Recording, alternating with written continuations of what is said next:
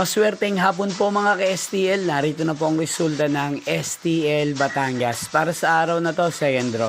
January 15, 2026, araw ng Huwebes. Naway ang mga natayaan niyo pong mga numero kanina ay manalo nawa ngayong hapong ito, 4:30 PM. Kaya't kunin niyo na po ang inyong mga ticket. Narito na po ang resulta. Ang mga numero nanalo sa STL Batangas ngayong hapong ito, January 15, 2026. 4:30 PM, second draw result, 12 at 18 in exact order. Again, 12 at 18.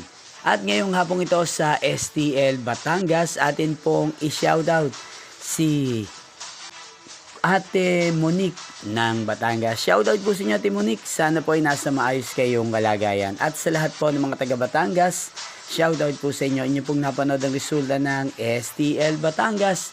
Maraming salamat po sa patuloy niyo po panonood sa akin channel. Magkita-kita pong muli tayo mamayang 8:30 PM.